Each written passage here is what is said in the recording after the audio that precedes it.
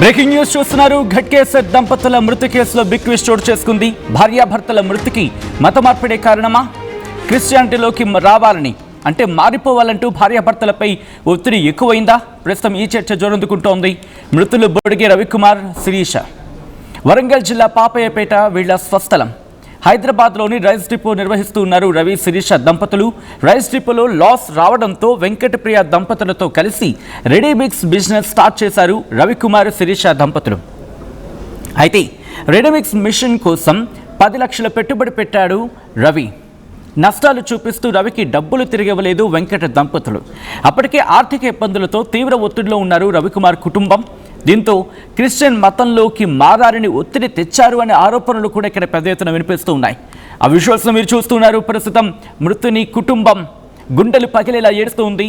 మతం మారకపోవడంతో వెంకటప్రియ దంపతుల ఆ అంశం, మరి ముఖ్యంగా బ్లాక్మెయిల్ అనే అంశం తెర మీదకు వస్తుంది. పెద్ద ఎత్తున తీవ్ర చర్చాంశంగా మారింది. దంపతుల మృతితో ప్రస్తుతం ఆ కుటుంబంలో తీవ్ర విషాదం నెలకొంది. మహా అయితే వాళ్ళిద్దరికీ 35 కూడా పూర్తిగా ఉండవు. 32, 28 అంటూ ఉన్నారు.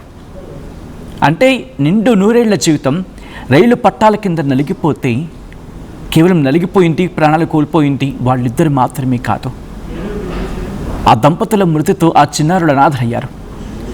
ఇప్పుడు ఆ దంపతుల మృతిపై పోలీసులు ఇన్వెస్టిగేషన్ జరుగుతూ ఉంది. ఇన్డెప్త్ ఇన్వెస్టిగేషన్ చేస్తున్నారు పోలీసులు.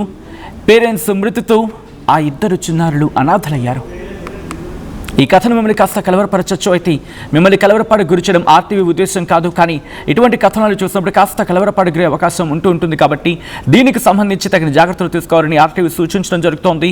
This is our streaming content, viewer discretion is highly advised. కారణాలు ఏదైనా కావచ్చు. ఈరోజు ఆ ఇద్దరు చిన్నారులకు ఆ తల్లిదండ్రులు లేరు. మత మార్పిడే కారణమా, లేకపోతే ఆర్థికంగా ఇంకా ఇబ్బందులు పెట్టే ప్రయత్నాలు ఏమైనా జరిగాయా? ప్రస్తుతం ఇన్డెప్త్ ఇన్వెస్టిగేషన్ జరుగుతూ ఉంది. అయితే కుటుంబం ఇక్కడ కొన్ని ఆరోపణలు చేస్తూ ఉంది. శోక సందర్లో మునిగిపోయి గుండెలు పగిలేలా ఏడుస్తూ కొన్ని కీలకమైన వ్యాఖ్యలు చేస్తూ ఉంది. ఇంతకీ మృతుల కుటుంబం ఏమంటోంది ఒకసారి చూద్దాం. మీరు అన్న విధంగా మత మార్పిడి అనేది కూడా ఒకసారి ఆ విధంగా కూడా గొడవ జరగడం జరిగింది. నేను అక్కడే ఉన్నాను. అయితే వాళ్ళు వచ్చేసి ఇట్లా ఏంటిది, గత ఎవ్రీ వీక్ వాళ్ళు ఎలాగైతే సండే అయితే చర్చికి వెళ్తారో వీళ్ళని రాగానే కార్లో తీసుకొని చర్చికి తీసుకెళ్ళడం చాలా ఒక 1-2 months అలా తీసుకెళ్ళడం జరిగింది. కొంచెం ఆశలు చూపించారు. మా చర్చికి వస్తే మా దేవుడికి మీరు ప్రార్థిస్తే మీకు డబ్బులు వస్తాయి, ఇట్లా అట్లా అని చెప్పేసి అన్ని విధాలా వాళ్ళకి చెప్పారు. చెప్పిన తర్వాత కూడా నేను మోటివేట్ చేసిన, పిన్ని అట్లా వాళ్ళు అట్లనే చెప్తారు, అది కరెక్ట్ కాదు, మన ఊర్లో కూడా తెలిసినా కూడా అది మంచిగా ఉండదు అని చెప్పేసి నేను కూడా మోటివేట్ చేసిన. మన హిందూస్, మనకు అది కరెక్ట్ కాదని చెప్తే లేదు మనం మారం అని చెప్పేసి అట్లా కూడా చెప్పింది. ఆ తర్వాత వాళ్ళు ఒక రోజు వచ్చి ఇంటి దగ్గర కూర్చున్నారు. ఇంటి దగ్గర కూర్చున్న తర్వాత కూడా ఇట్లా మీరు క్రిస్టియన్ చేంజ్ అవుతారా అనే కన్వర్సేషన్ కొంచెం వచ్చింది. చాలాసేపు ఒక 2-3 hours నేనే అక్కడ కూర్చున్నా. 2-3 hours కన్వర్సేషన్ జరిగింది. నేను అప్పటికి కూడా ఆపుతున్నా, వద్దు మనం ఆ టాపిక్ కాదు మాట్లాడాల్సింది, అది అవసరం లేదు మనకు అని చెప్పేసి ఆపిన తర్వాత కూడా లాస్ట్కి ఇట్లా అదే కన్వర్సేషన్ గురించి మాట్లాడిన తర్వాత మా బాబాయ్ కూడా నాదేం లేదు, ఆమె ఇష్టం అది అని చెప్పేసి మా బాబాయ్ అన్నాడు. ఆమె ఇష్టం అని చెప్పంటే ఇప్పుడు తన భర్తకు తెలియకుండా ఆమె ఇష్టం అనే ఆలోచన ఎందుకు వచ్చింది ఈయనకు కూడా? అంటే ఇప్పుడు కన్వర్షన్స్ అంటే వాళ్ళు మీ పిన్నిని ప్రలోభ పెట్టే ప్రయత్నం చేయించారు. అటువంటి అప్పుడు తన ఇష్టం అని అనాల్సినటువంటి, అంటే ఇతను కూడా చేతులు ఎత్తేసినట్టే. అట్లా కాదు, ఆ విధంగా కాదు. అంటే ఇటు ఈయనని అడుగుతున్నారు, ఇటు ఈమెను అడుగుతున్నారు. అంటే ఇటు ఒక ఇద్దరిని ఇటు ఆమెను అడుగుతున్నారు, ఇటు ఈయనని అడుగుతున్నారు. ఇట్లా అని చెప్పేసి మా బాబాయ్ ఇక లేదు కరెక్ట్ కాదు, నువ్వు ఆమెను ఏమన్నా అడుకుంటా అంటే మా బాబాయ్ ఏంటంటే గట్టిగా మాట్లాడలేడు, గట్టిగా చెప్పలేడు ఆమెకు. అట్లా ఆమెకనంటే ఎవరికైనా సరే గట్టిగా మాట్లాడలేడు కాబట్టి నాకు లేదు, నాకు అట్లా నచ్చదు మా అట్లా అని చెప్పేసి ఆమె మీద వేద్దామని చెప్పేసి ఆమె మీద వేసిండు. ఇక అదే చనుగు మా పిన్ని తీసుకొని తిట్టింది అన్నమాట.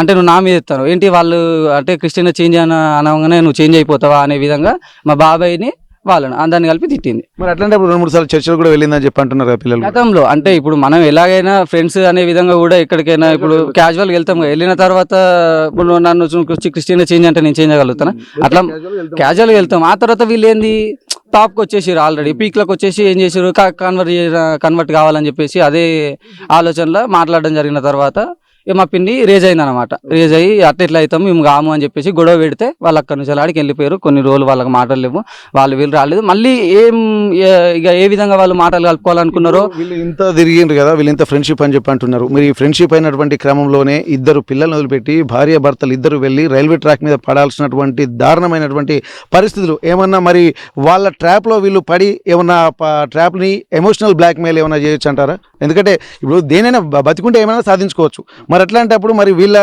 లోపాలు అంటే లూప్ హోల్స్ ఏమైనా పట్టుకొని ఎమోషనల్ బ్లాక్మెయిల్ గిట్లా ఏమైనా చేస్తే అది బయటపడుతుంది అన్నటువంటి ఒక ఉద్దేశంతో ఏమైనా వీళ్ళు బలవన్నారానికి పాల్పడారు అనుకోవచ్చా? అయితే నేను అదే చెప్తున్నా కదా, ఏంటి మార్నింగ్ వీళ్ళు పిల్లల్ని స్కూల్కి వెళ్ళి దింపేదాకా కూడా వాళ్ళకి ఎలాంటి సమస్య లేదు, ఏం లేదు. వీళ్ళు ఇద్దరు భార్యాభర్తలు కలిసి షాప్కి కూడా వెళ్ళారంట. వాళ్ళ షాప్ దిల్సినగర్లో ఉంటుంది. వాళ్ళ షాప్ వాళ్ళు వచ్చారు, 4 వచ్చి వాళ్ళు కూడా మాట్లాడారు.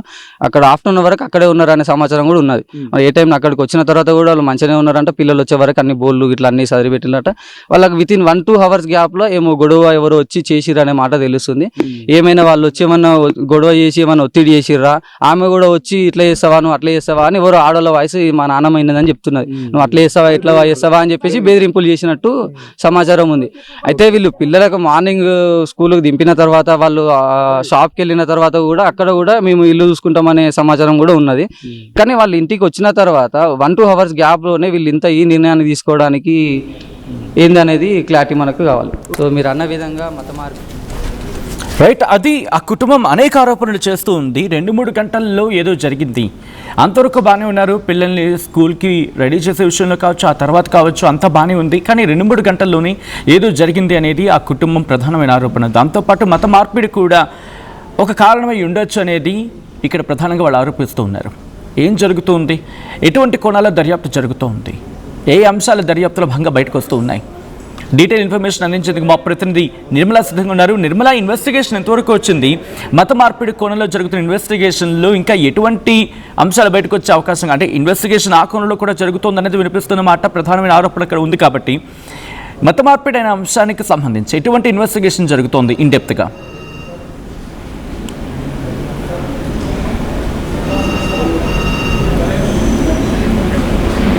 Nirmala, can you hear me? Alright, మరి కాసేపట్లో నిర్మలా దగ్గరికి వెళ్ళే ప్రయత్నం చేద్దాం.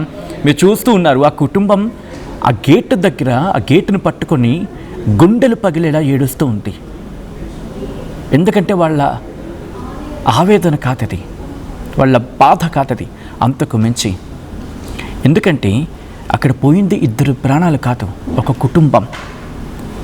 భవిష్యత్ తరాన్ని అక్కడ అనాథలుగా విడిచి వెళ్ళిపోయిన తల్లిదండ్రులు. కారణాలు ఏమైనా కావచ్చు. మా ప్రతినిధి నిర్మలా అప్డేట్స్ అందించేందుకు సిద్ధంగా ఉన్నారు. నిర్మలా దగ్గరికి వెళ్తున్నాను. నిర్మలా, ఈ మత మార్పిడి అనే కోణంలో ఎటువంటి ఇన్వెస్టిగేషన్ జరుగుతోంది, ఎటువంటి విషయాలు బయటపడుతూ ఉన్నాయి, ఇంకా ఎటువంటి కోణాలు దీంట్లో బయటపడుతూ ఉన్నాయి, ఇన్వెస్టిగేషన్ ఎంతవరకు వచ్చింది నిర్మలా? ఎస్ సచిన్, ఈ ప్రియా అనే దంపతులు మాత్రము వీళ్ళు క్రిస్టియన్ మతానికి సంబంధించిన వాళ్ళని కూడా పోలీసులు గమనించడం కూడా జరిగింది. అదే విధంగా చుట్టుపక్కల ప్రజలు కూడా చెప్తున్న మాట అని పోలీసులు చెప్తున్న వివరాలు. ఎందుకంటే వీళ్ళు అసలు రవికి రైస్ డిపోకి సంబంధమే లేదు. ఇటు ప్రియ వాళ్ళ ఫ్యామిలీ, రవి వాళ్ళ ఫ్యామిలీ ఇద్దరు కలిసి వీళ్ళు సిమెంట్ మిల్లరు 14 లక్షలు పెట్టి వాళ్ళు కొనడం జరిగింది. దాని మీద పెట్టుబడి పెట్టడం జరిగింది. పూర్తిగా కూడా దాంట్లో భాగంగా 10 లక్షల పెట్టుబడి మొత్తం కూడా ఇక్కడ శిరీష, రవికుమార్ వీళ్ళిద్దరు దంపతులే దానికి పెట్టినట్టుగా కూడా తెలుస్తూ ఉంది. అలాంటిది మిగతా 5 లక్షలు మాత్రమే ఈ ప్రియా దంపతులు పెట్టుకున్నారు. కానీ దానికి వచ్చే లాభాలు కావచ్చు, నష్టాలు కావచ్చు, ఇక్కడ రవి ఇటు ఆ శిరీష అడగడంతో వీళ్ళు తప్పుడు లెక్కలు చెప్పడం కాకుండా ఈ ప్రియా భర్త ఎవరైతే ఉన్నాడో ఆ ప్రియా భర్త వీళ్ళ పైన మత మార్పిడి కావాలి, మీరు రావాలి, ఖచ్చితంగా మా మతంలోకి రావాలి, క్రిస్టియానిటీలోకి రావాలి అని చెప్పేసి ఒత్తిడి తీసుకొచ్చారనేది వాస్తవం అని ఇటు పోలీసులు కూడా చెప్తున్న మాట. అదే విధంగా ఇటు ఈ శిరీష తల్లి కూడా చెప్తున్నామా. అందుకు ఇంకొక విషయం ఏంటంటే కూడా ఇప్పుడే తెలిసిన అప్డేట్ కూడా ఇక్కడ మనకు రవికుమార్ కజిన్ సిస్టర్ ఫోన్ చేసి చెప్పిన విషయం కూడా ఆల్రెడీ ప్రియా భర్త క్రిస్టియానిటీకి సంబంధించినటువంటి ఒక పోస్టర్ తీసుకెళ్లి శిరీష వాళ్ళ ఇంట్లో గోష్కు బలవంతంగా అంటించాడు అని చెప్పేసి కూడా చెప్పడం జరిగింది. అది కూడా పోలీసులు గుర్తించారు, దాన్ని కూడా ఫోటోలు తీసుకున్నారు. అదే విధంగా కూడా ఇటు ప్రియా హస్బెండ్ ఎవరైతే ఉన్నారో, ప్రియా హస్బెండ్ శిరీషపై, రవికుమార్ పై, ఇద్దరిపై ఒత్తిడి తీసుకొస్తూ శిరీషని కొంచెము తనకు మెంటల్ గా కావచ్చు, ఇటు మానసికంగా కూడా తనను ఒత్తిడి తీసుకొచ్చి తన మీద టార్చర్ చేస్తున్నట్టుగా కూడా అక్కడ వీళ్ళ శిరీష వాళ్ళ మదరు చెప్పడం జరిగింది. ఎందుకంటే చాలా సార్లు శిరీష మదర్ తో కూడా శిరీష ఈ విషయాలు పంచుకున్నట్టుగా కూడా తెలుస్తుంది అనేది కూడా చెప్పారు. అందుకు ఇవన్నీ కూడా వాళ్ళ మీద ఎక్కువ ఒత్తిడి తీసుకొచ్చారు వీళ్ళు. కాబట్టి అక్కడ నుంచి వెళ్ళిపోవాలి అనే ఆలోచన కూడా రవి, శిరీష చేసినట్టుగా తెలుస్తూ ఉంది.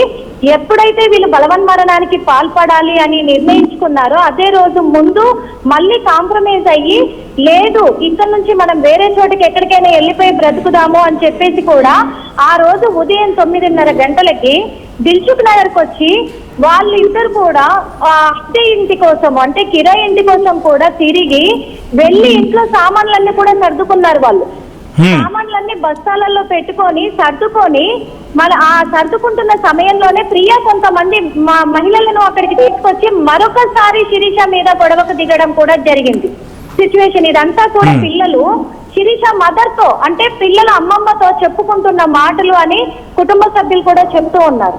ఆ సమయంలో ఏం చేయాలో ఇంకా తోచని పరిస్థితుల్లో మళ్ళీ మేము బయటికి వెళ్ళి వస్తామని పిల్లలకి చెప్పి 12:30 గంటల ప్రాంతంలో ఇంట్లో నుంచి బయటికి వెళ్ళిపోయారు రవి, శిరీష.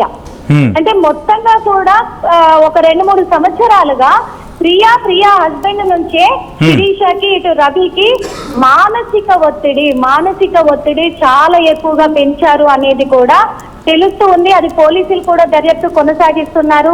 ఇద్దరు ఫోన్ డేటాను కూడా, కాల్ డేటానంతా కూడా పరిశీలిస్తున్నారు పోలీసులు.